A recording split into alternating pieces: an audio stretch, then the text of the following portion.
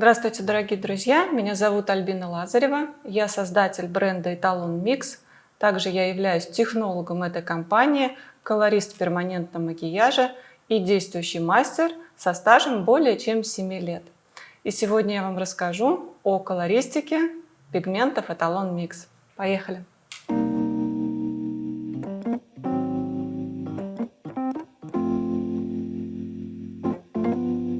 Зачем нужно знать колористику в перманентном макияже? Во-первых, очень важно знать химический состав каждого пигмента. Из знаний химического состава складывается результат, который будет через время. В том числе нужно правильно научиться подбирать каждый оттенок под цветотип клиента, чтобы создать именно гармоничность образа, наиболее максимально подходящий под каждого конкретного клиента. Давайте сначала разберем часть пигментологии из колористики в перманентном макияже. Все пигменты разделяются на три группы. Это неорганические пигменты, органические пигменты и гибридные пигменты. Очень часто мастера перманентного макияжа называют гибридными пигментами те продукты, в составе которых есть органическая и неорганическая группа. На самом деле это не совсем верно. Гибридные пигменты – это отдельная группа пигментов. Когда на стадии производства на соли металлов, то есть это неорганическая составляющая, капаются жидкие лаки органической группы, тем самым эти жидкие лаки окрашивают соли металлов, потом эти окрашенные соли металлов высушиваются, и их уже можно использовать как сухие пигменты, которые на стадии создания той или иной краски будут иметь отдельную группу гибридных пигментов. Большинство гибридных пигментов отличаются тем, что они после имплантации в коже живут достаточно небольшое количество времени, очень легко имплантируются, очень быстро окрашивают кожу, но в зажившем результате практически малозаметны. Такие пигменты из своей практики я назвала пустышками. Давайте рассмотрим другие две группы пигментов. Это неорганические и органические пигменты. Неорганические пигменты отличаются от органических тем, что в составе каждой молекулы нет углеводородного соединения. То есть соединение CH это характерно для именно органической группы пигментов. Если нет такого соединения, значит пигмент является неорганическим. Конечно, это наиболее характерный момент отличия неорганики от органики. Чуть позже мы сейчас разберем подробнее именно те характеристики, которые важны для мастера перманентного макияжа в своей работе. На этикетке каждого продукта после слова «состав» есть указанные ингредиенты. Они указаны именно в порядке убывания. То есть после слова «состав» тот продукт, который содержится в большем количестве, он будет указан на первом месте. И мы можем с вами увидеть, что есть пятизначные или шестизначные коды, которые указывают, какой именно пигмент, к какой группе относится тот или иной колорант. Все пигменты в мире имеют свою определенную кодировку по CI-колору. Эти CI-колоры, в принципе, доступны в сети интернет. Вы можете набрать тот или иной номер, вы получите информацию, к какой конкретно группе относится тот или иной пигмент, органическая, неорганическая. Гибридная группа, к сожалению, не указана отдельной группой, но косвенно можно увидеть именно гибридную составляющую того или иного пигмента в том, что после пятизначного кода обычно ставятся двоеточие и дальше цифра 1, 2 или 3. Эта цифра после двухточий указывает как раз принадлежность, на какую соль металлов окрашивается та или иная органическая группа. Но, например, код 19140, двоеточие 1 – это тартазин, жидкий лак, который осаждали на соли алюминия. И, соответственно, это уже гибридный пигмент, который можно имплантировать в кожу. Информация для вас: этот лак может прожить в коже примерно 3-4 месяца. Здесь на слайде указаны лишь некоторые группы пигментов, и на самом деле для мастера перманентного макияжа не так важно запоминать их названия. Дело в том, что даже в каждой группе есть отдельные пигменты, которые имеют свое уникальное название, или подгруппа, которая тоже будет называться отдельным названием. Но я хочу обратить ваше внимание на то, что именно последней строчкой указаны коды, начинающиеся на 7730 и заканчивающиеся 77999. Именно эта группа пигментов относится к неорганическим пигментам. Все остальные группы – это пигменты либо органической группы, либо гибридные пигменты. Именно гибридные пигменты могут располагаться в нескольких группах пигментов, указанных на этом слайде. Давайте чуть более подробно разберем характеристику неорганических пигментов. У меня здесь есть 3 образца красных оттенков. Каждый образец содержит в своем составе только один пигмент. И 3 образца желтых пигментов. Обращаю ваше внимание, что независимо от того, как будут выглядеть, в каком именно оттенке желтые или, соответственно, красные оттенки, мы можем с вами увидеть, насколько у них разная цветность. Посмотрите, пожалуйста, у меня в руках 3 желтых пигмента. И один из них менее цветной, очень приглушенный, матовый, бархатистый. 2 других обладают большей цветностью. Мы сейчас не акцентируем внимание именно на оттенке того или иного желтого. Мы обращаем внимание на то, что этот цвет очень приглушенный, а эти 2 цвета цветные. И, соответственно, красные пигменты. Один из них имеет вид приглушенного матового бархатистого, 2 другие более яркие и более цветные. Именно характеристика красного оттенка приглушенного матового и желтого оттенка такого же по своей цветности характерна для оксидов железа. И в данном случае у меня здесь 2 образца оксидов железа, желтый и красный соответственно. Именно цветные пигменты, которые представлены в этих 2 желтых вариантах и в этих 2 красных вариантах, это органическая группа пигментов. Яркая, блестящая и очень-очень цветная. Вот характерность такой приглушенной матовости у неорганических пигментов после имплантации в коже выглядят всегда менее цветными. Через слои кожи наш глаз воспринимает именно такую работу в перманентном макияже, как зажившую с меньшим количеством остатка. Физически пигмент будет лежать под слоями кожи столько, сколько вы его внесли, но визуально наш глаз воспринимает, что зажившая работа выглядит с большой потерей цвета.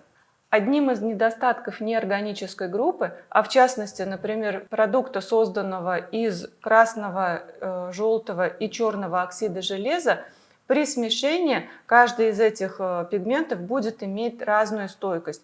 И наименьшую стойкость имеет желтый оксид железа.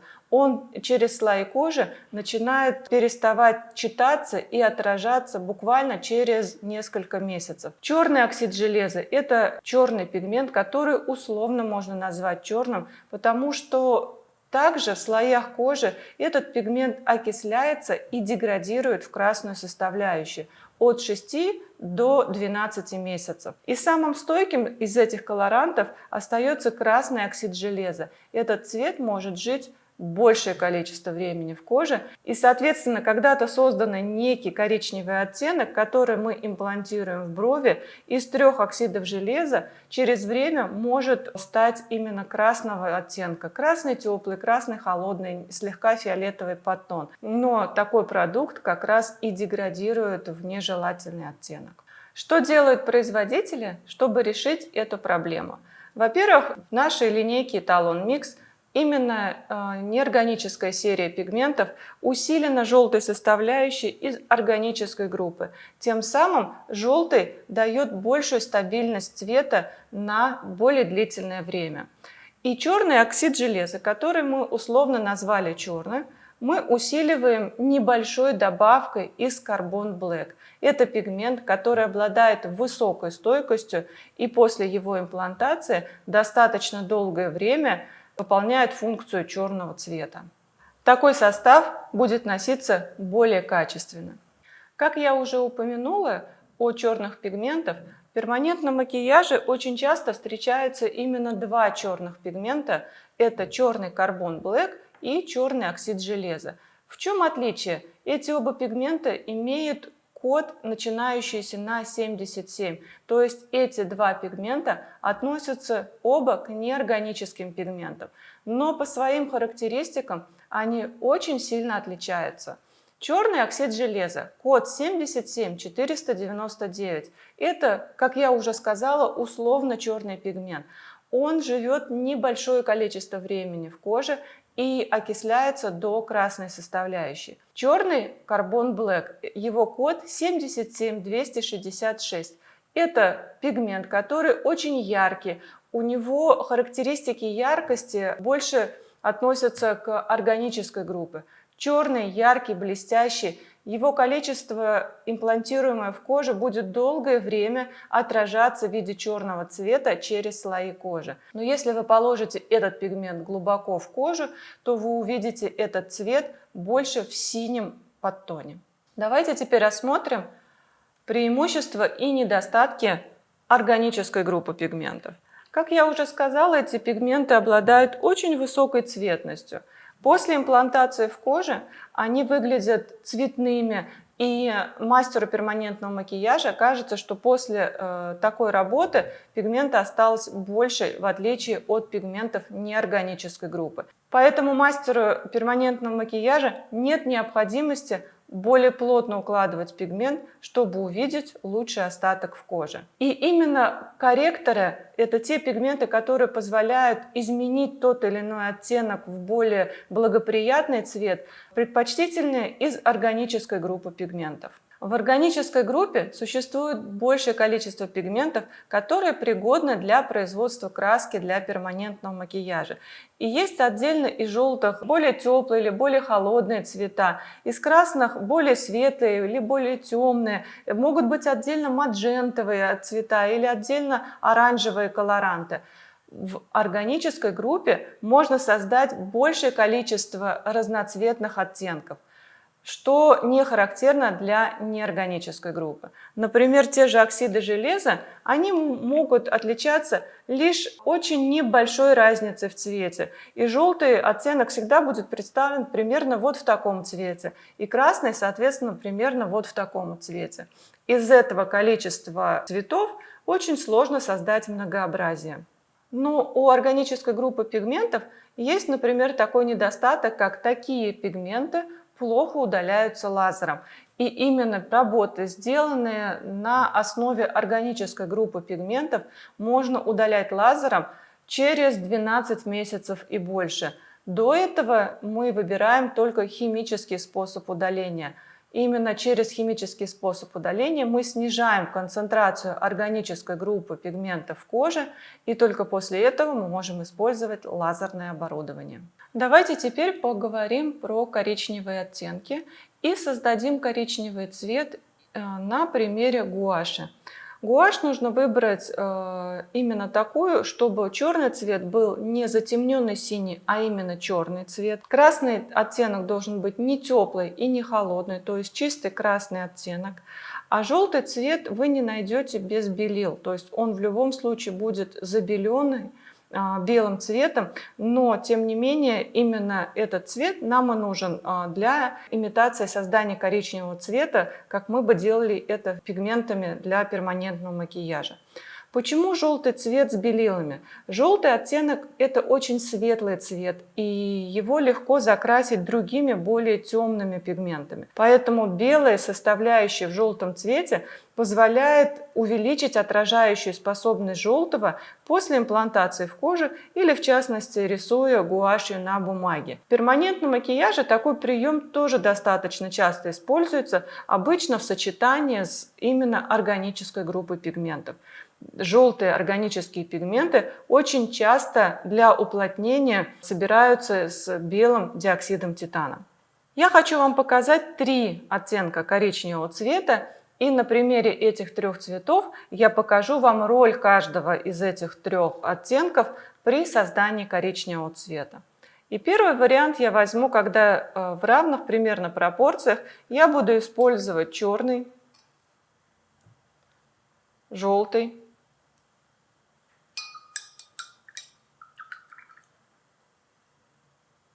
и красный.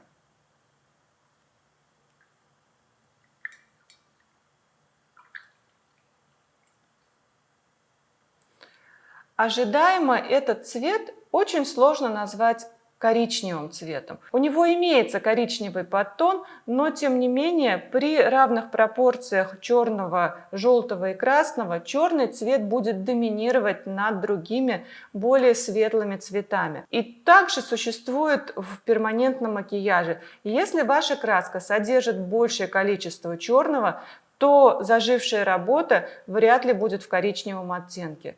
Более того, если ваш клиент просит именно создать черные брови или очень темные брови, но при этом коричневые, физически это сделать невозможно. Чем больше черного в составе коричневого, тем темнее, но при этом холоднее будет выглядеть оттенок. То есть он уже будет не коричневого цвета. Следующий вариант мы сделаем с вами с меньшим содержанием черного.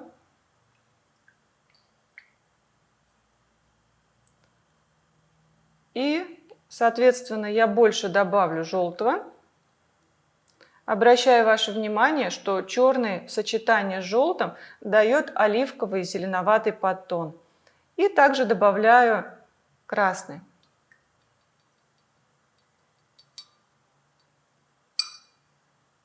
Этот оттенок уже выглядит более коричневым, средне-коричневым цветом. В данном случае содержание красного цвета создает нам более коричневый оттенок. Чем больше красного в составе коричневого цвета, тем более коричневый цвет.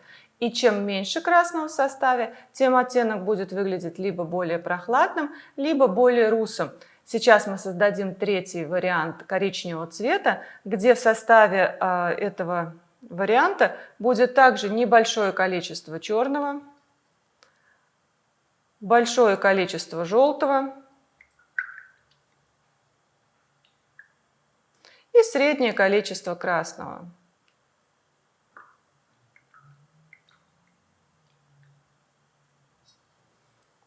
Из этих трех цветов третий цвет самый светлый.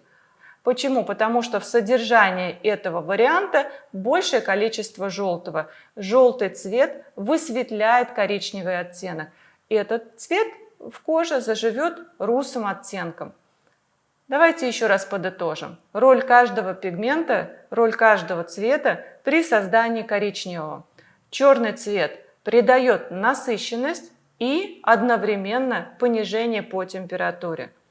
Красный цвет придает коричневости. Чем больше красного в составе, тем более коричневый цвет.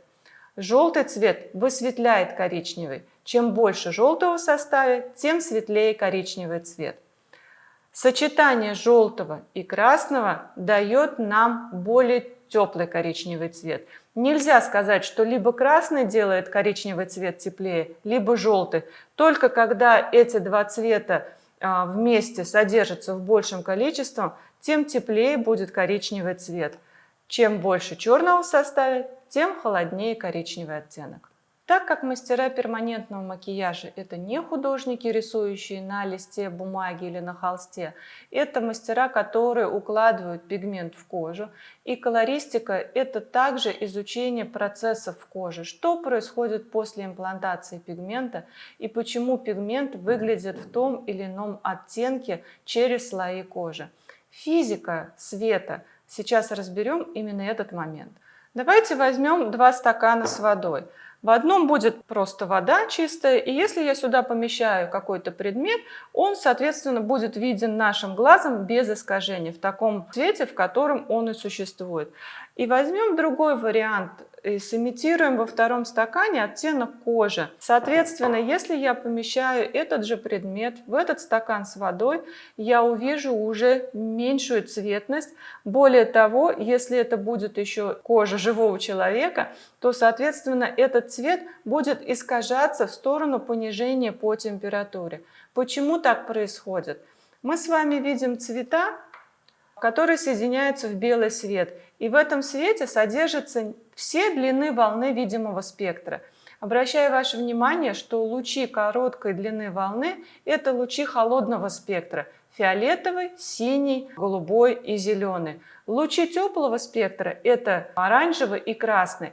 Лучи видимого спектра холодной длины волны, проникая на меньшую глубину в кожу, отражаются и меньше застревают в этой полупрозрачной субстанции. Длинные волны более теплого спектра, оранжевого и красного, проникают на большую глубину, больше в этой коже рассеиваются и меньше отражаются. Так предмет, который мы помещаем, в частности это будет пигмент из краски, помещенный в кожу, он будет всегда выглядеть в зажившем виде через слои кожи с понижением по температуре.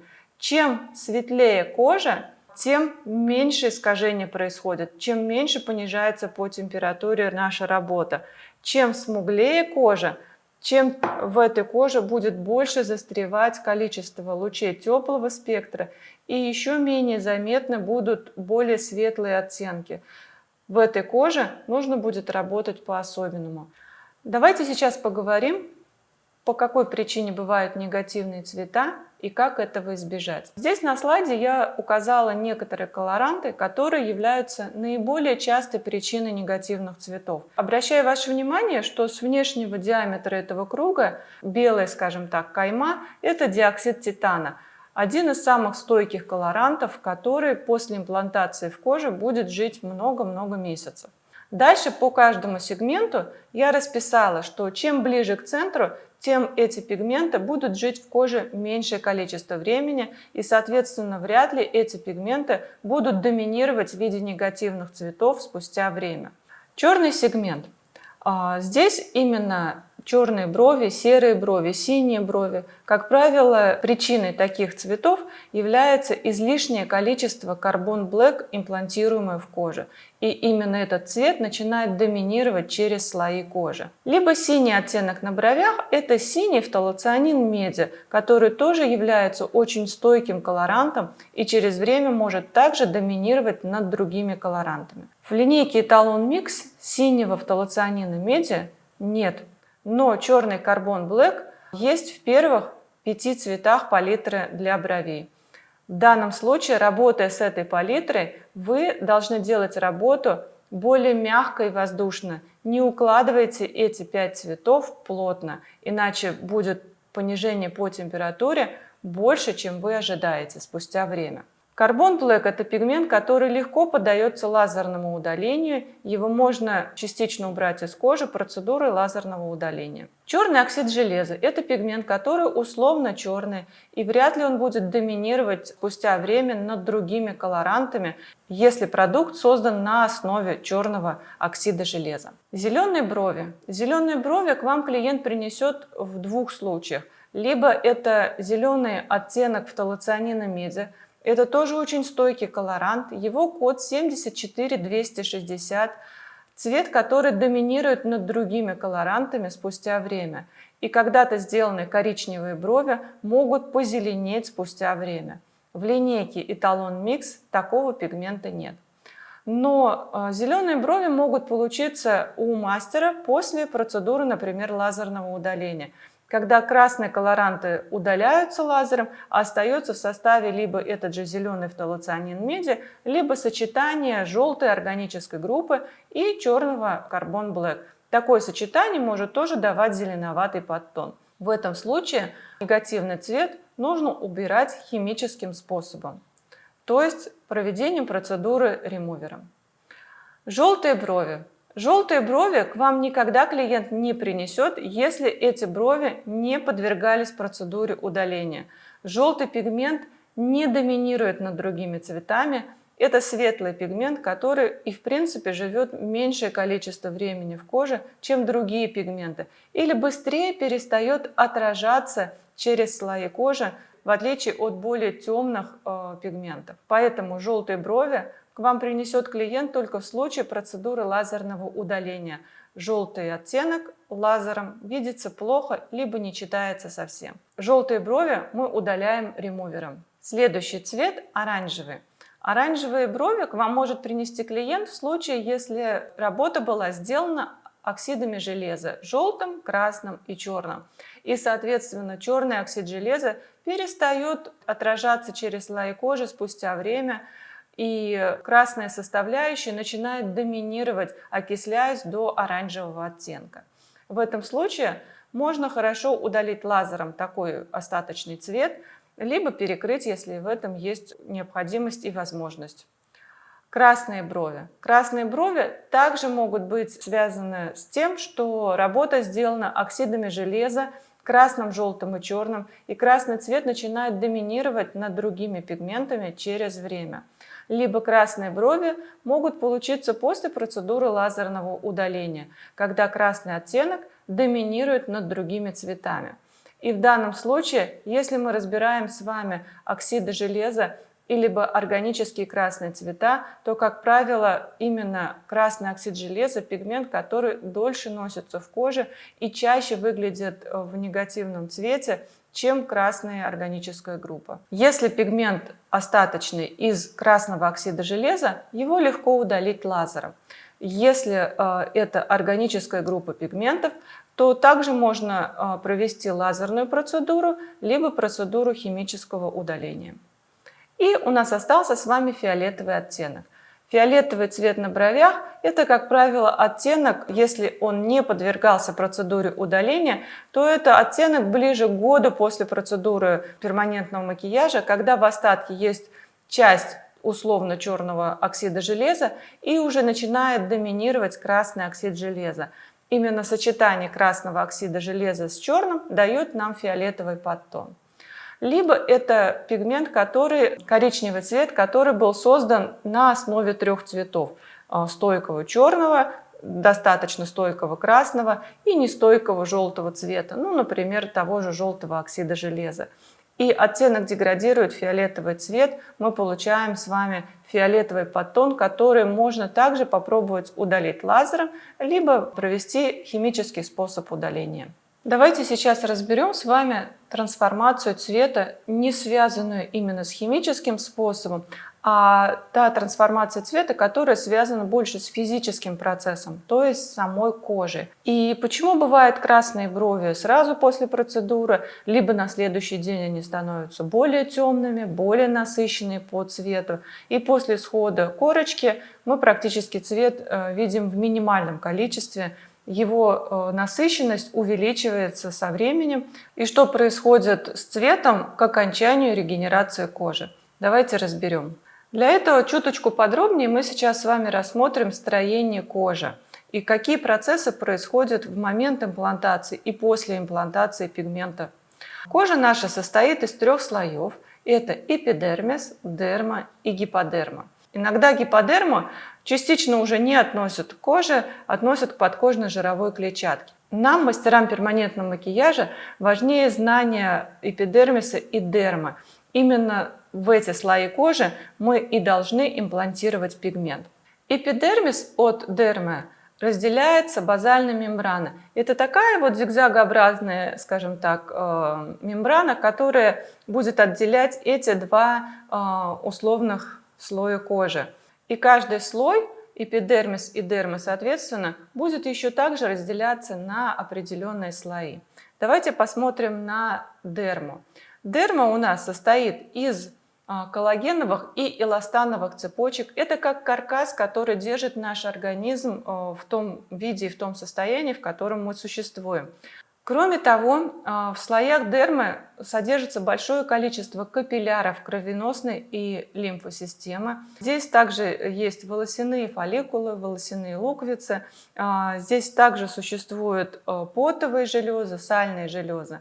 И, как я уже сказала, эпидермис от дермы отделяется базальной мембраной. Все клетки эпидермиса рождаются на базальной мембране. Здесь нет капилляров кровеносной системы, нет капилляров лимфосистемы. Все клетки, рожденные на базальной мембране, проходят свой жизненный цикл от нескольких дней до нескольких месяцев, в зависимости от состава и функционала той или иной клетки эпидермиса. Давайте чуть подробнее рассмотрим, какие клетки эпидермиса существуют. Наибольшее количество клеток эпидермиса составляет клетки кератиноцитов, примерно 70-75%.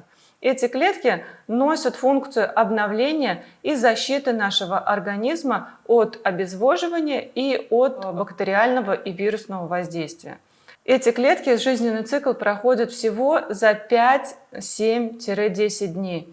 И именно мастер перманентного макияжа, когда проводит травматизацию и видит так называемую корочку, которая слущивается в процессе заживления, как раз наибольшее количество этой корочки и составляют клетки кераноцитов. Кроме того, в структуре эпидермиса существуют еще клетки, которые живут более длительное время. Например, одни из них – клетки Меркеля. Эти клетки отвечают за тактильный контакт. Когда мы прикасаемся к коже, либо воздействуем высокими температурами или низкими температурами, эти клетки подают сигнал мозгу о том, что происходит так называемый вот этот тактильный контакт. Эти клетки живут несколько месяцев в эпидермисе. Большой интерес для мастера перманентного макияжа будет представлять клетки так называемой лангерганза. Это, или проще говоря, дендритные клетки. Эти клетки отвечают за процесс фагоцитоза, тот самый процесс, который запускается после травматизации кожи. Независимо от того, будь то мастер перманентного макияжа нарушает целостность кожного покрова, или это может быть какой-то химический или физический ожог, например, нашей кожи. Алгоритм залечивания этого поврежденного участка кожи происходит одинаково аналогичным образом. Что именно происходит и как запускается процесс фагоцитоза?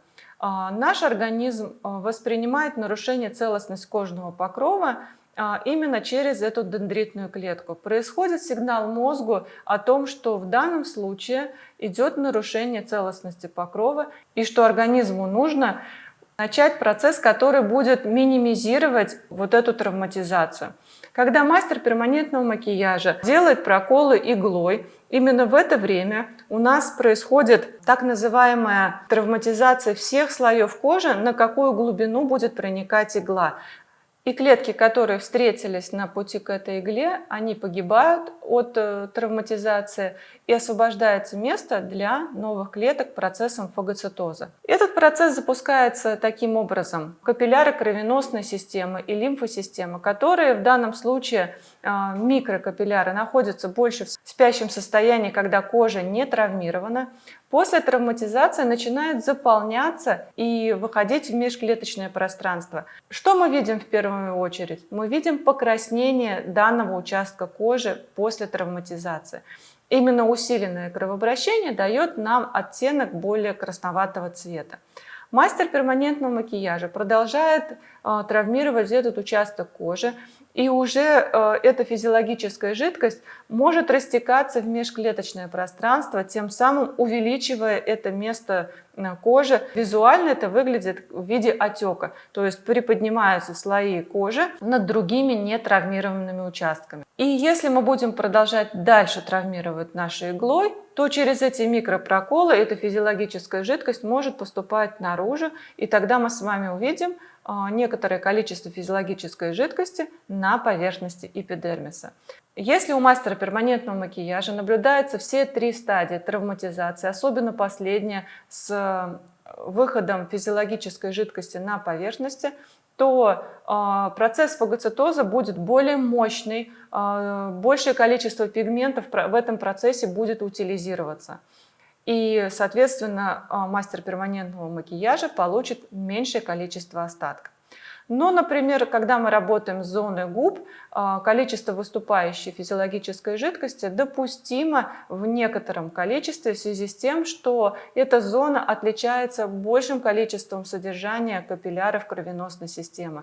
И чисто механически, соответственно, больше повреждается.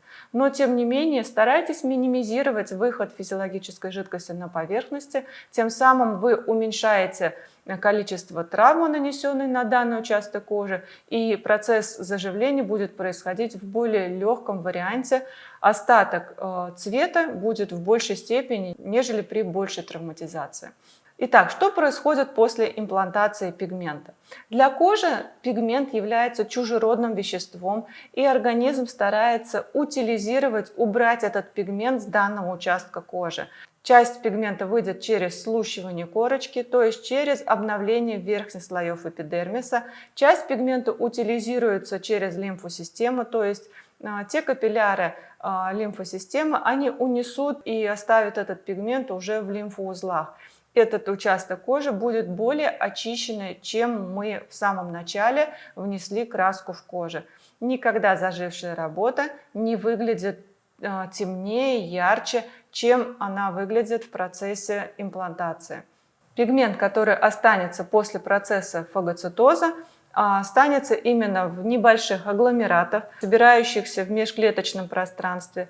Часть пигмента, который будет иметь малый размер частиц, будет проникать в сами клетки и останется в этих клетках, и часть пигмента останется в макрофагах. Именно эти клетки как раз и занимаются процессом утилизации мертвых клеток, поврежденных коллагеновых эластановых цепочек и пигмента как чужеродного вещества.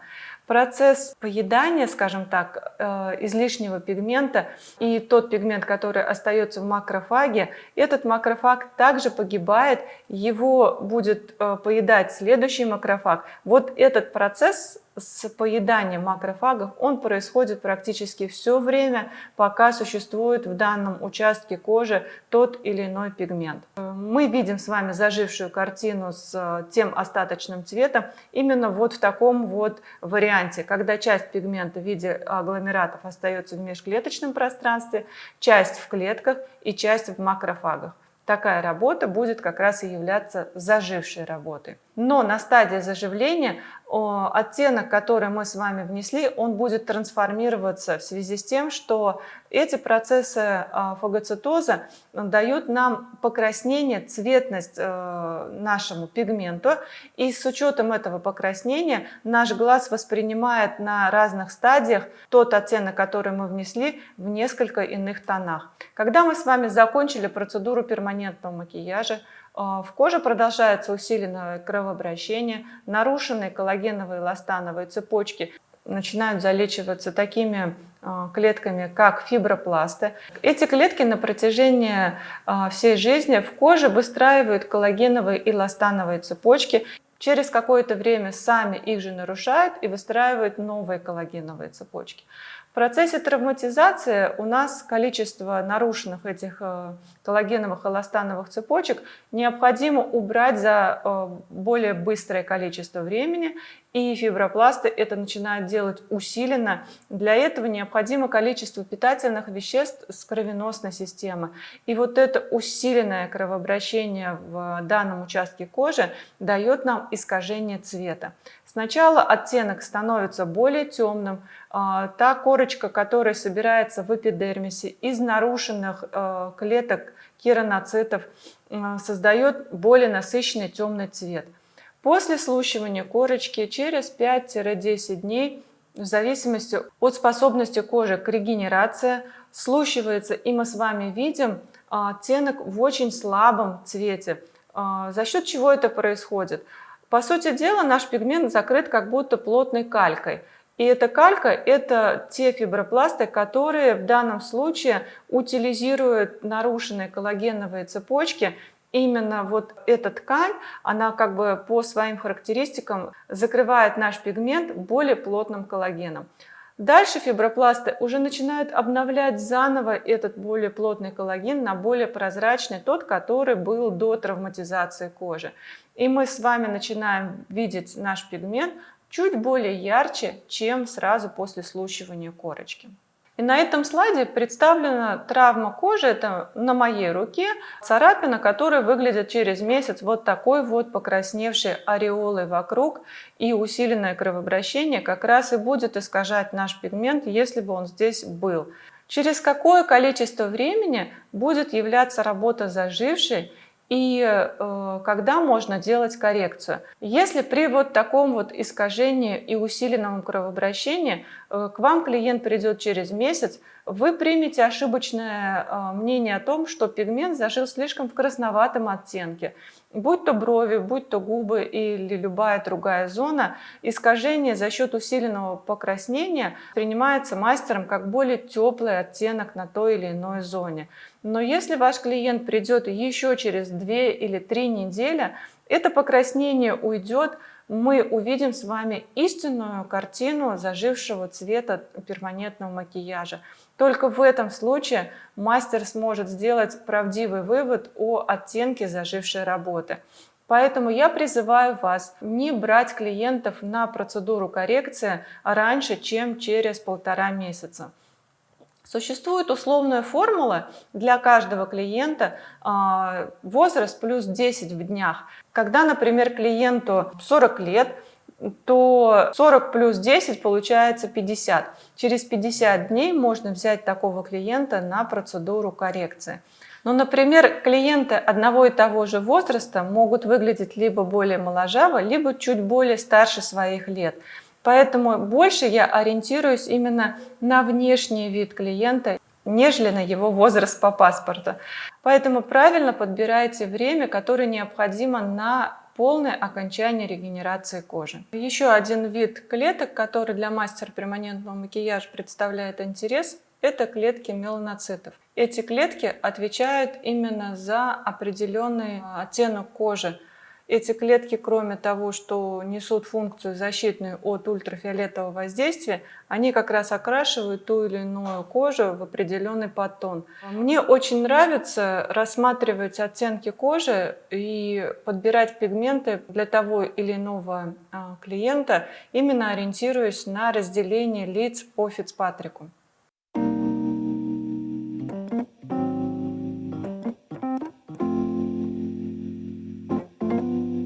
Каждый цветотип носит определенный цветовой код. И для мастера перманентного макияжа очень важно прочитать тот или иной подтон кожи человека, как она будет искажать оттенок зажившей работы. Мы все с вами знаем, что вены человека, если, скажем так, в разрезе, посмотреть на них, то они по оттенку холодного красного цвета. Но абсолютно каждый может посмотреть, как его оттенок кожи искажает этот цвет вен. Вот в моем случае это синий-фиолетовый оттенок. У некоторых клиентов это зеленоватый фисташковый подтон, у некоторых это больше желтый оттенок, у некоторых это прям исключительно синий-голубой. А те клиенты, которые имеют очень темный оттенок кожи, цвет вен практически не читается, не видно какого оттенка вены через этот плотный темный слой кожи. Давайте я сейчас охарактеризую каждый цветотип. Первый – это самые светлокожие девочки. У представителей первого типа по Фицпатрику меланин практически мало окрашивает все зоны, за цветность которых он отвечает. Это цвет кожи, цвет радужки глаза, губы, волосы, ореолы. Все эти участки кожи меланин первого типа по Фицпатрику окрашивает в очень светлые тона. Поэтому это самые неконтрастные девочки. Второй тип по Фицпатрику – это тоже светлокожие девочки, не сильно отличающиеся по контрасту от первого типа. Поэтому для мастера перманентного макияжа можно объединить эти два типа в одну группу. Светлая кожа не сильно искажает оттенок и не сильно понижает зажившую работу по температуре. Если мы возьмем в целом два этих типа по Фицпатрику, то, как правило, вены имеют синий, голубоватый либо фиолетовый подтон. Зрачок окрашен в любой цвет, кроме темно-карего глаза, то есть синий, голубой, зеленый, болотный цвет, светло-карий глаз присущ именно первому и второму цветотипу клиентов. И губы имеют также светлый оттенок, это может быть либо мягкий розовый, либо слегка синеватый подтон. Но в целом и кожу губ легко закрашивать любыми цветами. Третий тип по Фицпатрику – это уже чуть более смуглая кожа. Представители такой кожи имеют в своем подтоне такой более зеленоватый фисташковый оттенок. Вены, как правило, выглядят более зеленым цветом. Радужка глаза имеет средний карий глаз. Насыщенность волоса более насыщенная, в отличие от первого и второго типа по Фицпатрику. И волосы имеют либо более каштановый оттенок, либо средний брюнет. На этом слайде вы можете посмотреть моя рука представителя второго типа по Фицпатрику, сравнение с третьим типом по Фицпатрику. Насколько мы видим с вами разницу в оттенке. Третьего типа по Фицпатрику кожа имеет более зеленоватый оттенок, моя кожа второго типа по Фицпатрику выглядят с красноватым подтоном. Четвертый тип по Фицпатрику – это еще более смуглые клиенты, более контрастные. Это представители более темного карего глаза, это уже девочки-брюнетки. Соответственно, губы приобретают более темный контрастный оттенок. Иногда верхняя губа более темная, нежели нижняя губа. И верхняя губа может иметь слегка коричневатый подтон, а нижняя губа будет более холодного фиолетового тона. Такая кожа менее прозрачная, еще больше понижает по температуре зажившую работу, и для создания работ требуется более насыщенный оттенок красок. Пятый тип по Фицпатрику – это более смуглые люди с жуковыми черными волосами, с темным карим глазом.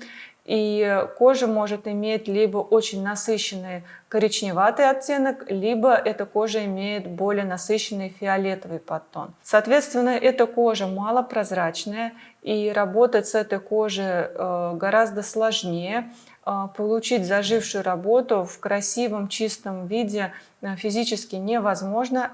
Кожа данного конкретного клиента будет дополнять к вашему внесенному цвету оттенок своей кожи. Шестой тип по Фицпатрику – это кожа практически черного цвета. Она непрозрачная. Создать на такой коже какую-либо работу физически невозможно мастеру перманентного макияжа. По сути дела, это как на черном листе бумаги нарисовать, например, коричневую кошку. Поэтому для мастера перманентного макияжа такие клиенты являются самыми проблемными. А теперь давайте разберем каждый цвет палитры Эталон Микс, к какому цветотипу он подходит и на что обратить внимание из химического состава на данный продукт.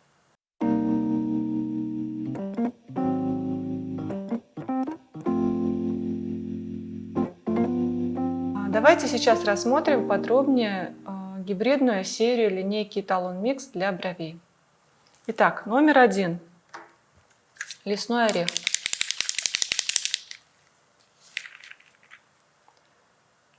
Имеет желтую основу.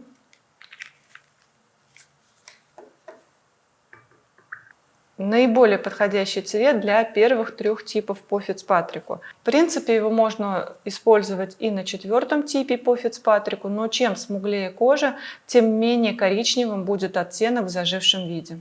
В более легком напылении это будет более песочно-коричневый оттенок, в более плотном напылении это будет больше серо-коричневый цвет. Следующий номер 2, молочный шоколад.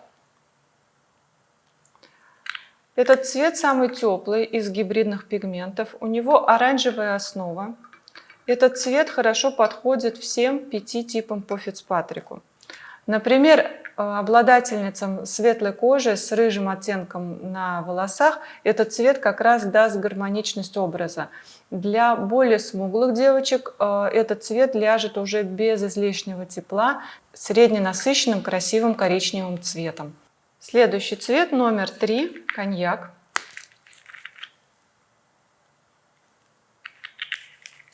Коньяк имеет красно-коричневую основу. Этот оттенок для обладательниц оливкового тона кожи. Если ваш клиент имеет фиолетовые вены, например, такой красноватый оттенок кожи, как у меня, то, пожалуйста, коньяк не используйте для таких клиентов. Оттенок может зажить коричневым с фиолетовым подтоном.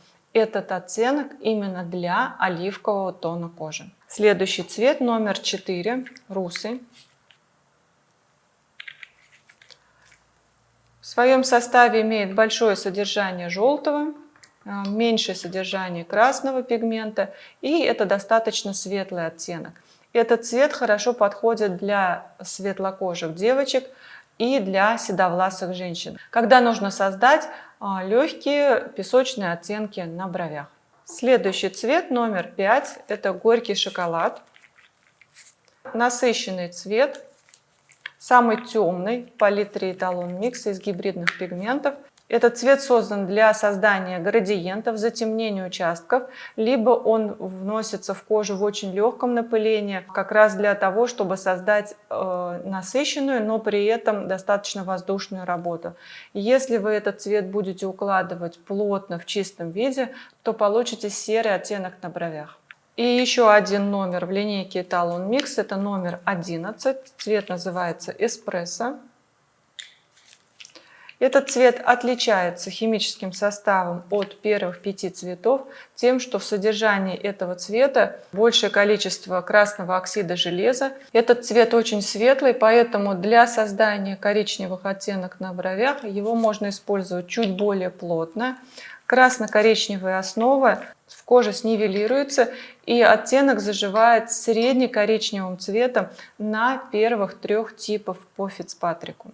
В чем отличие этих 6 цветов в линейке Эталон Микс? Это гибридная серия с содержанием органической группы пигментов, и в первых 5 цветах органической группы больше, чем в других продуктах линейки Эталон Микс. Эти цвета созданы на основе Carbon Black, более стойкого черного цвета, поэтому эти продукты нужно укладывать по плотности так, как это бы выглядело уже в зажившем виде. Потеря цвета при заживлении минимальна, и плотные работы из этих 5 цветов делать не рекомендуется.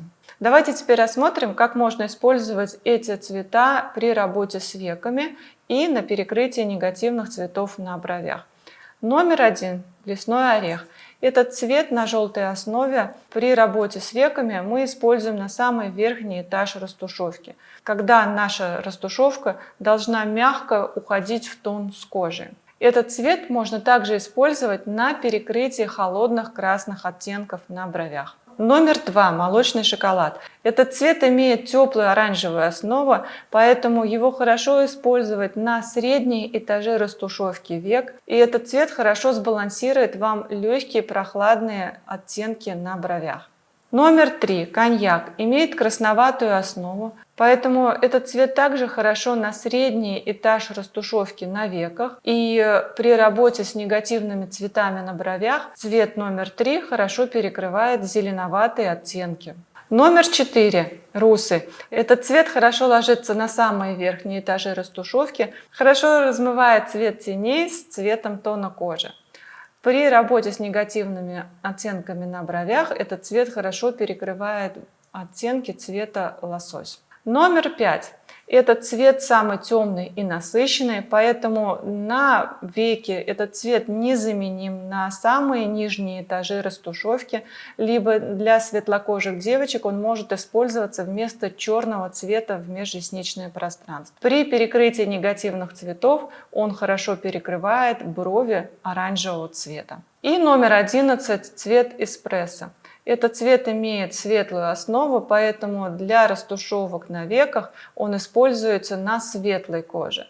Если вы перекрываете негативные оттенки на бровях, то это легкий зеленоватый подтон. Минеральная серия линейки Эталон Микс. Хочу сказать ее преимущества. Во-первых, мы эти цвета тестировали больше года мастерами в разных регионах и странах и выбрали самый сбалансированный состав, который показывает спустя время лишь мягкое выцветание пигмента. Эти цвета достаточно легкие в укладке, и несмотря на то, что созданы на основе оксидов железа, то есть менее цветных колорантов, зажившая работа выглядит достаточно декоративно, в живом коричневом оттенке, и нет необходимости укладывать их очень плотно для того, чтобы увидеть остаток зажившей работы. Эти цвета созданы также по принципу первых 5 цветов линейки Эталон Микс и также имеют схожую основу с первыми 5 цветами гибридной линейки. Но их нельзя и некорректно сравнивать по оттенку, потому что они имеют разный химический состав и поэтому не могут быть в одном и том же оттенке. Но если есть необходимость в создании более плотных работ, вы можете использовать пигменты как из первых 5 цветов в воздушном легком напылении и создавать желаемую плотность уже пигментами из минеральной серии. Почему? Потому что пигменты из минеральной серии созданы на основе черного оксида железа, и этот цвет не будет доминировать спустя время через слои кожи, в отличие от Carbon Black, который имеется в гибридной серии пигментов Эталон Микс. Давайте познакомимся ближе с минеральными оттенками линейки Эталон Микс. Номер 6. Пигмент называется Taupe. Он создан по типу лесного ореха номер 1. Поведение в коже будет отличаться в связи с тем, что в данном составе имеется лишь небольшое количество желтого органического пигмента, который имеет похожую цветность с оксидами железа. Именно такая цветность не позволяет этому желтому цвету доминировать при укладке пигмента. Вот так выглядит пигмент. Большое количество желтой основы. Оттенок номер 6 создан для первых 3 типов по Фицпатрику. Следующий цвет это номер 7, пекан. Это самый светлый цвет в палитре на желтой основе по аналогии с русом. Номер 7 можно использовать для светлокожих девочек, для блондинок, для седовласых женщин. И также этот цвет хорошо работает при растушевках век, как легкий финиширующий оттенок, придающий золотистый подтон вашей растушевки. Следующий номер, номер 8, тициан. Этот цвет самый теплый из минеральной серии. Имеет красноватую теплую основу. Этот цвет хорошо работает для создания теплых оттенков на бровях, либо для обновления слегка легких прохладных остатков на бровях. Этот цвет номер 8 можно использовать для 4 типов по Фицпатрику, начиная с первого. При этом на светлой коже мы получаем более тепло-коричневую зажившую работу. И при работе с более смуглой кожей мы получаем средний коричневый оттенок на бровях. Следующий цвет номер 9, сепия. Это оттенок по аналогии с номером 3, коньяк. Имеет достаточно насыщенную красно-коричневую основу. Может использоваться также и на светлой коже, и в том числе предназначен для шатенок и для брюнеток. Более насыщенный цвет с большим содержанием черного, с меньшим содержанием желтого, чем предыдущие 3 цвета, которые мы уже рассмотрели, дает красивые насыщенные работы на более смуглой коже. И последний номер, это номер 10, цвет называется арабика. По аналогии с горьким шоколадом, самый темный и прохладный оттенок в палитре используется для создания серо-коричневых работок и для понижения по температуре работы более теплых оттенков. При работе с веками, кроме номера 7 пекан, я не рекомендую использовать другие цвета минеральной серии, потому что укладка будет более длительная по времени и зажившая работа будет менее цветная, в отличие от работы гибридной серии линейки пигментов. Как можно сочетать краски между собой? Будь то гибридная серия или минеральная серия, все пигменты между собой можно сочетать в одну процедуру. Я не очень рекомендую вам именно в одном капсе смешивать пигмент гибридной серии с пигментами минеральной серии, потому что имплантация пигментов гибридной серии может быть чуть ускореннее, чем пигментами из минеральной серии. И вы будете в коже смешивать 2 цвета, которые имеют разные скорости имплантации.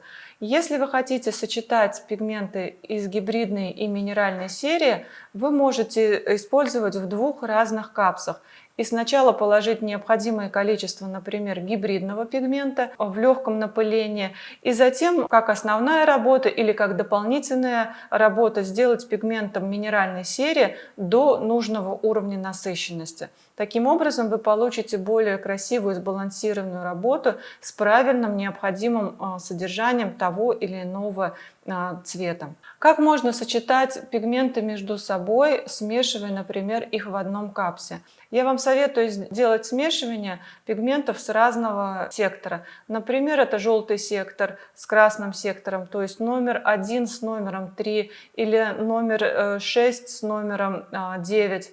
Это может быть смешивание пигментов из красного сектора или теплого сектора, оранжевого с прохладным сектором. То есть сочетание номер 2 с номером 5 дает красивую серо-коричневую гамму. Или это смешивание номера 8 с номером 10 цвета тициан и цвета арабика. Тоже дает нам средне-коричневый оттенок.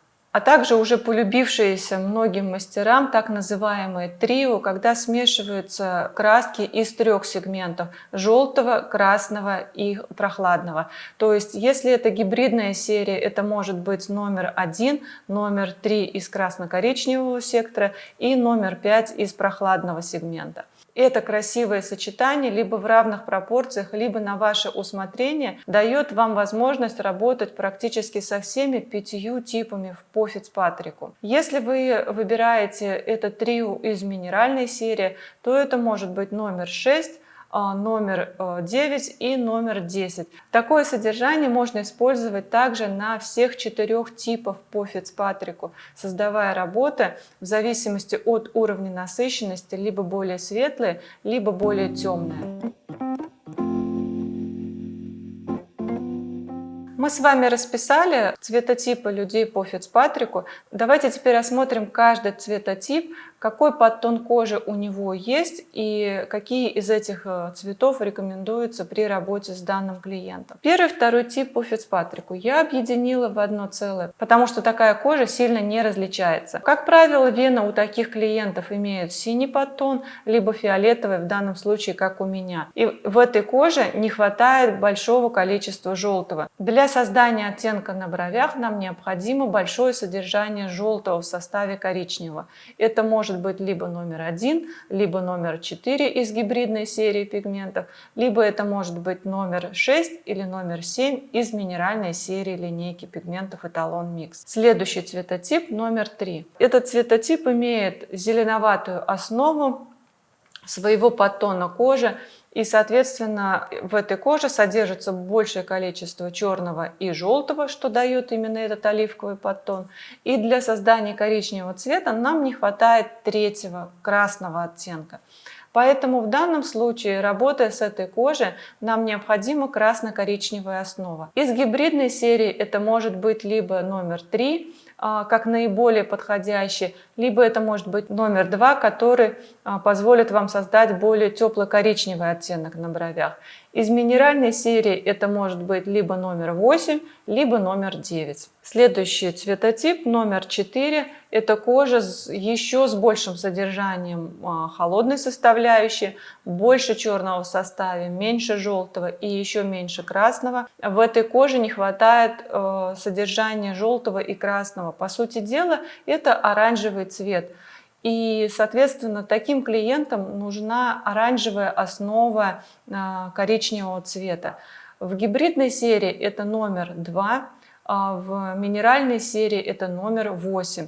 Для создания более темных оттенков на бровях вы можете использовать также сочетание и более теплого с более прохладным, но в этом случае, возможно, вам понадобится участие отдельно еще и оранжевого корректора, чтобы получить более теплую цветовую гамму. И пятый цветотип по Фицпатрику, то есть это очень темная кожа, насыщенная, которая сильно понижает по температуре оттенок зажившей работы, но через слои такой темной кожи не видны теплые светлые тона. Поэтому в данном случае работа должна строиться через технику лессировка, то есть когда послойно укладываются темные насыщенные цвета и отдельно чистый оранжевый корректор. При работе с такой кожей вы можете использовать из гибридной серии номер 5 в сочетании с оранжевым корректором, либо из минеральной серии вы можете использовать номер 10 в сочетании также с оранжевым корректором. Но все-таки предпочтение отдавайте работе гибридной серии пигментов, потому что более легкая укладка номером 5 позволяет увидеть большее количество цвета, в отличие от работы минеральной серии линейки на такой смуглой коже. А какие цвета можно использовать при работе с веками?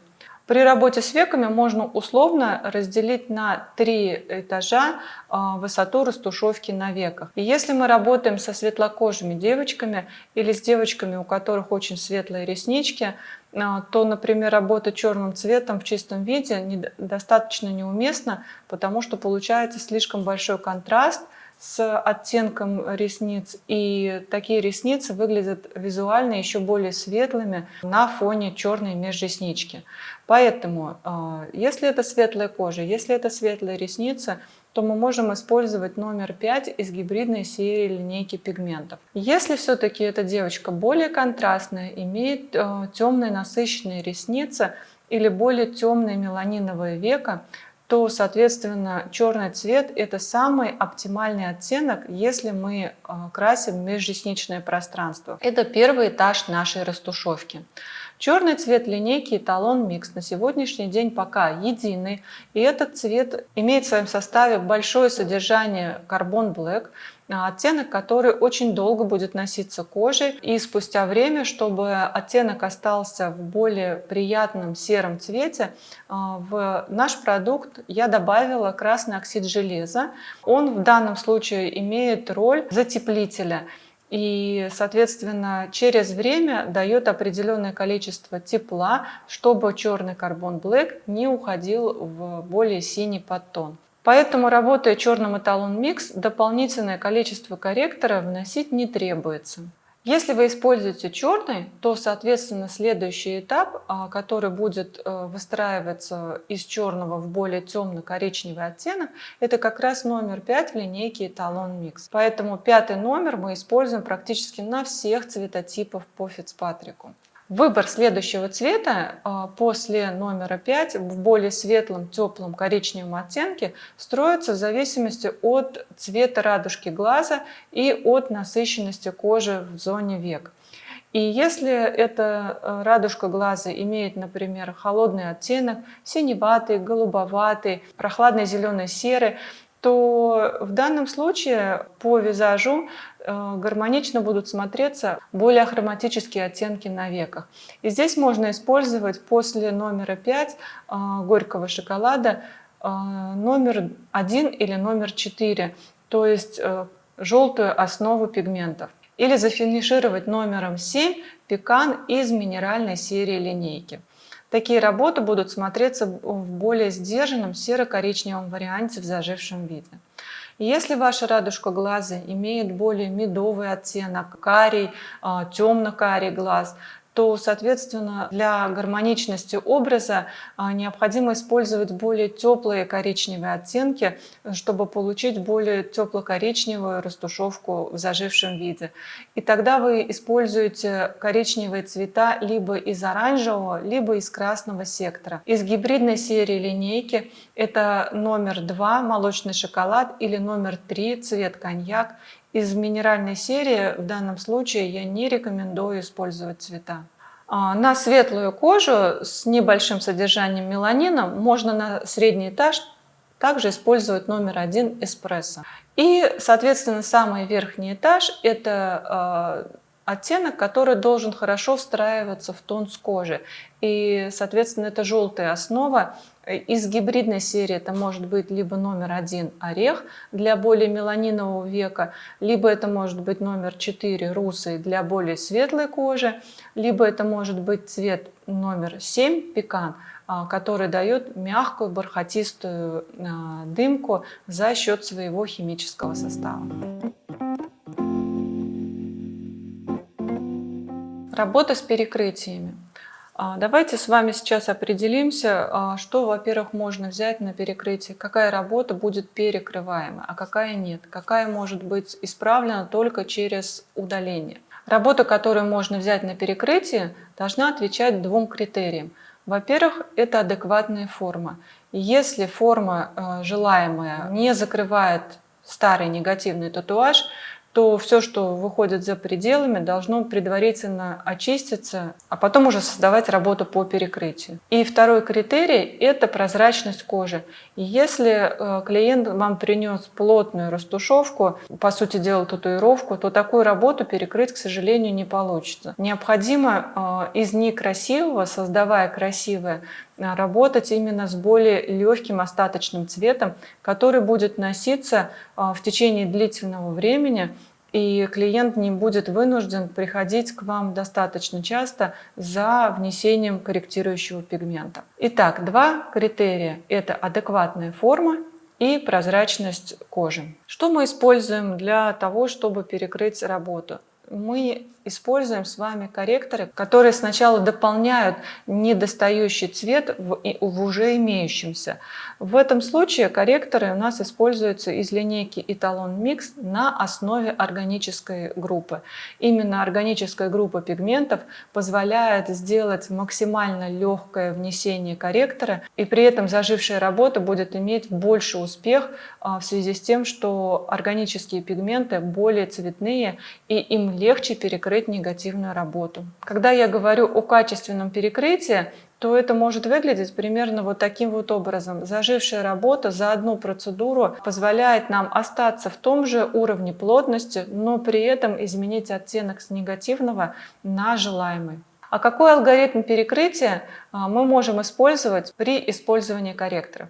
Если наша негативная работа устраивает нас полностью по форме и необходимо изменить только цвет, для этого мы используем сначала сразу корректор, внеся необходимое количество с учетом того, что в процессе заживления часть пигмента будет кожей переработана и утилизирована. И, соответственно, после внесенного корректора мы уже с вами можем использовать основной цвет в легком напылении, чтобы придать более красивый вид как в процессе заживления, так и в зажившем виде.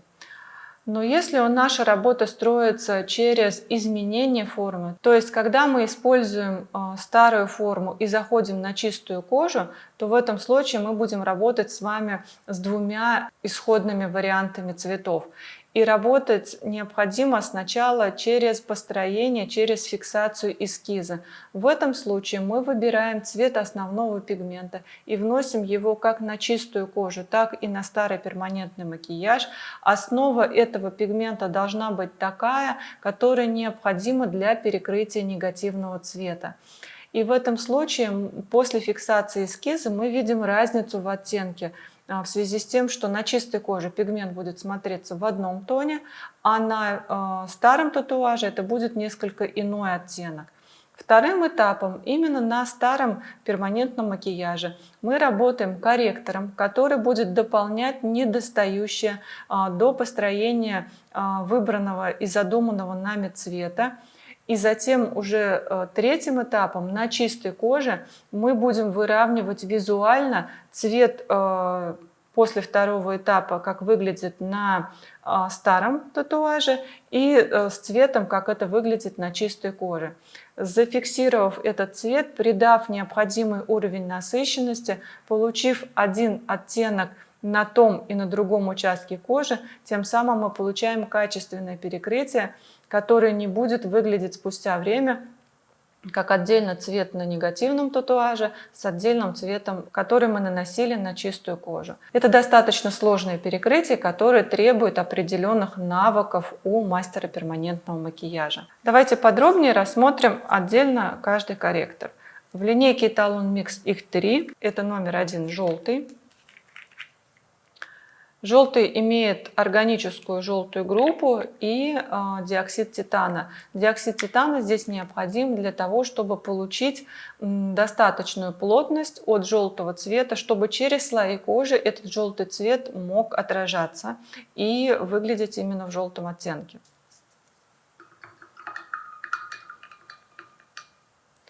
Вот так диоксид титана придает плотности желтому цвету, и наш предмет, помещенный в стакан с водой, не виден нашим глазом. Следующий оттенок номер 2 оранжевый. Тоже имеет в своем составе большое содержание органической группы, но также есть и добавка из красного оксида железа, то есть это неорганическая группа. Пигмент очень яркий, имеет также хорошую укрывную способность, и в данном случае здесь органическая группа работает на краткосрочном периоде времени, то есть перекрывает здесь и сейчас, а красный оксид железа позволяет более долго держать вот то тепло из этого цвета и позволяет нам носить перекрытие более длительное время. И третий цвет, оттенок терракотовый. Это красновато-коричневатый оттенок с таким терракотовым подтоном. цвет, содержания которого много красного оксида железа и, соответственно, выглядит в более терракотовом цвете. В отличие от оранжевого, он более темный. И, например, для перекрытия синих стрелок на век мы должны использовать именно терракотовый корректор, а не оранжевый, потому что в данном случае оранжевый корректор будет слишком высветлять нам эту синюю стрелку, что делает перекрытие менее качественным, в отличие от использования терракотового корректора. А сейчас мы разберем каждый оттенок негативного татуажа, и здесь представлена памятка по перекрытию, какой корректор и какой основной цвет из бровных оттенков вы можете использовать для перекрытия негативного татуажа. Например, для перекрытия серых оттенков на бровях мы используем оранжевый корректор и номер 2 молочный шоколад, либо номер 8 из минеральной серии, это цвет тициан. Для перекрытия зеленых оттенков мы можем использовать терракотовый корректор с большим содержанием красного. И, соответственно, из основной линейки это может быть номер 3, цвет коньяк. Из минеральной серии линейки это может быть также номер 8, цвет цициан, или номер 9, цвет сепия. Следующий цвет желтый. Желтый цвет не требует перекрытия корректоров, поэтому мы можем использовать сразу из основной линейки пигментов номер 3, цвет коньяк, или номер 9, сепия. В этом случае перекрытие будет закрывать желтый негативный оттенок. Следующий цвет оранжевый.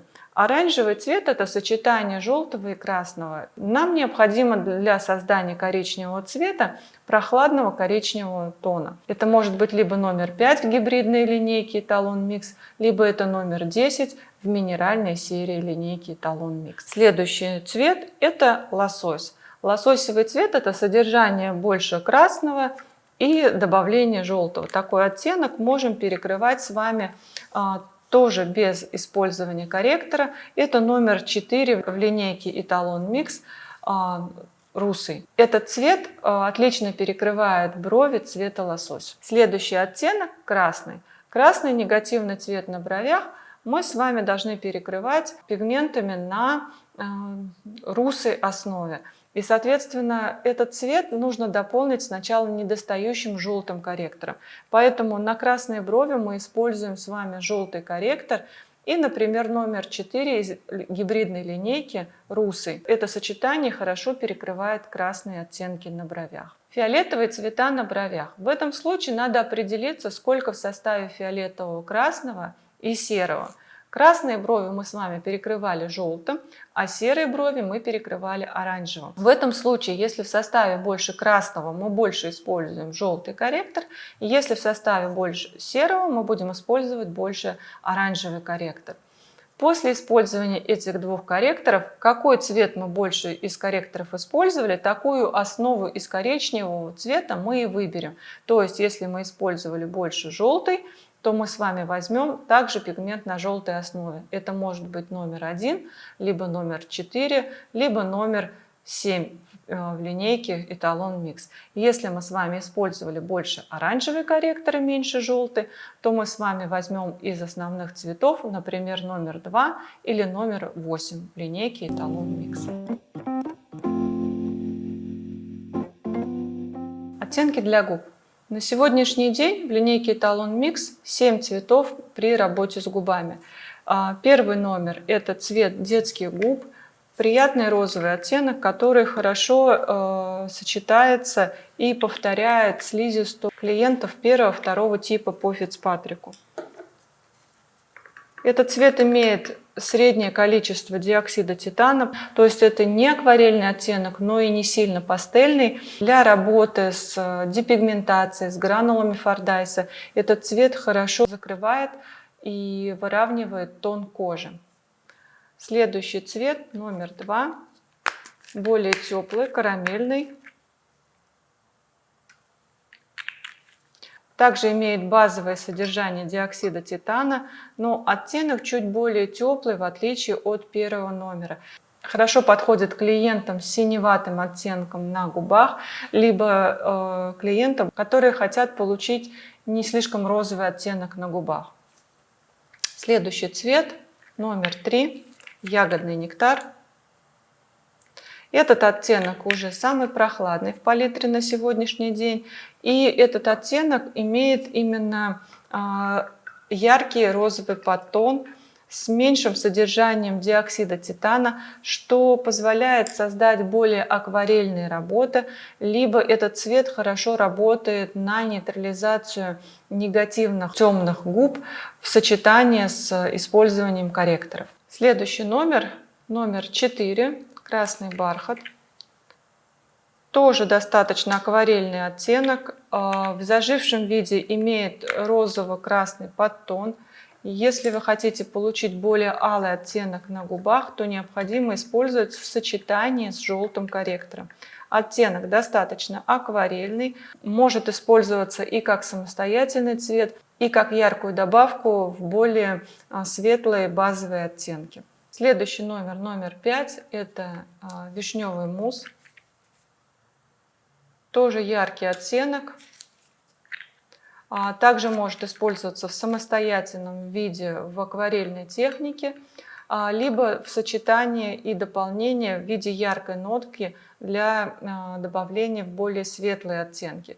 Если вы хотите использовать этот цвет в более плотном напылении, обращаю внимание, что сюда необходимо добавить, например, оранжевый корректор, чтобы получить более сбалансированную работу, не уходящую в прохладную нотку. Следующий номер. Это номер 6. Это самый пастельный оттенок с большим содержанием диоксида титана. Этот цвет позволяет создавать более светлые работы, либо этот цвет может использоваться на этнических губах, чтобы получить максимально высветленную работу для нейтрализации негативных коричневых или фиолетовых оттенков на губах. Оттенок нельзя использовать в плотном напылении на светлой коже в связи с тем, что получается эффект пластилина. И большое количество диоксида титана будет доминировать над другими оттенками спустя время. Получается такая белесая светлая замазка.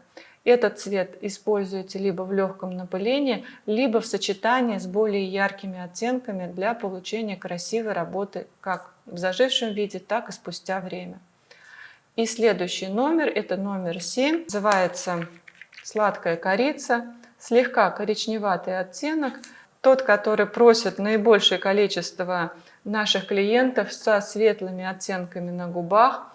Этот цвет нельзя использовать на темных цветах, на фиолетовых и коричневых оттенках на губах. Этот цвет предназначен именно для светлокожих девочек, и его можно также сочетать с другими цветами линейки Эталон Микс, как с более яркими, так и с другим оттенком. В линейке Эталон Микс есть такой продукт, называется разбавитель. Он призван снизить концентрацию пигментов, и я его практически всегда использую при работе с губами и при работе с камуфляжной серией линейки. Разбавитель позволяет получить максимально бархатистый эффект в зажившем виде при работе с губами и с камуфляжем. Если мы с вами рассматриваем корректоры не только для работы на перекрытии, эти цвета можно также использовать для дополнения линейки Эталон Микс при работе с губами. И эти цвета позволяют нивелировать такие негативные природные оттенки на губах или просто получить дополнительный оттенок из основной линейки палитры Эталон Микс для губ. Ну, например, если мы сейчас рассматриваем с вами отдельно каждый корректор, то, например, желтый корректор – это нейтрализатор фиолетового тона на губах. Это оттенок, который может придать легкий персиковый оттенок или слегка затеплить прохладные оттенки, такие, например, как ягодный нектар или красный бархат. Мы получаем все тот же красивый цвет, но уже чуть теплее, чем он изначально у нас имеется. Оранжевый корректор. Оранжевый корректор призван увеличить количество тепла в основной палитре пигментов, или он дает нейтрализацию холодных оттенков, синеватых оттенков на светлых губах первого-второго типа по Фицпатрику, либо нейтрализацию очень темных, холодных этнических губ. В данном случае я просто добавлю, например, его в номер 2. Мы получаем такой более кораллово-персиковый оттенок. И терракотовый корректор. Терракотовый корректор призван придать легкую коричневинку. Нельзя его использовать на темные губы. Это для первого, второго и максимум третьего типа по Фицпатрику, когда губы имеют средний уровень насыщенности, либо наоборот это светлые губы с пожеланием, например, получить более коричневатый оттенок. Ну вот, например, я добавлю его в номер 7 или в номер 6.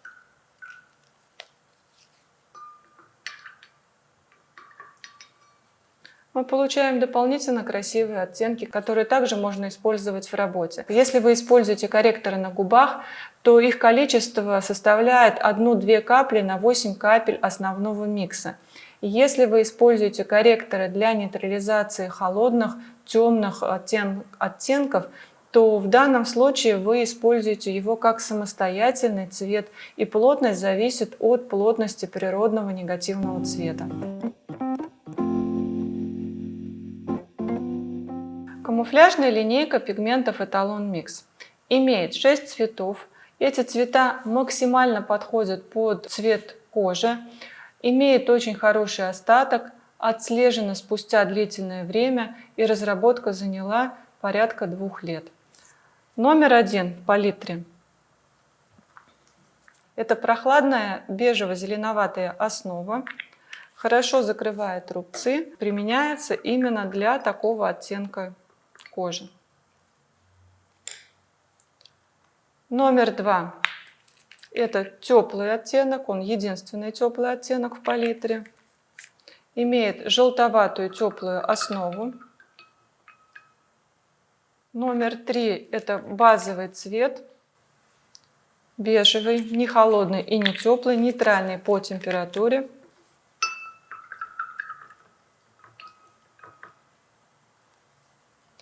Номер 4 имеет розоватый подтон, позволяет работать с рубцами после блефаропластики, с рубцами около ореолы и помогает также создать дополнительные цвета при оттенках с красноватым подтоном кожи. Номер 5 – это самый прохладный оттенок в палитре, позволяет снизить температуру от других 4 цветов и также затемняет пигменты для работы с более темными оттенками кожи. Номер 6, наоборот, это чистый белый цвет, который не уходит в желтый спустя время. Этот цвет позволяет высветлить другие цвета палитры Etalon Mix, если вы работаете с более светлой кожей. Я записала для вас видеоуроки, которые вы можете посмотреть вот по этому QR-коду. Работы, которые сделала я, спустя время можно посмотреть на следующем слайде, а также на моей странице Instagram. На сегодняшний день я вам рассказала о всей линейке пигментов Etalon Mix, но мы не останавливаемся, продолжаем работать. В скором времени выйдет в свет 2 новых продукта, созданные в коллаборации с мастерами. Один из них это будет сет для век, созданный в коллаборации с Анной Васильевой. Там будет 4 продукта, дополнительно новый черный, очень насыщенный темный, теплый коричневый и светлый песочный оттенок. 4 продукта, которые вот-вот выйдут. И следующая коллаборация, созданная совместно с Антониной Андрусенко, это сет для губ, которые будут отличаться и своим химическим составом, и укладкой, и эффектом в зажившем виде. И про эти продукты я расскажу вам обязательно в скором времени. До встречи!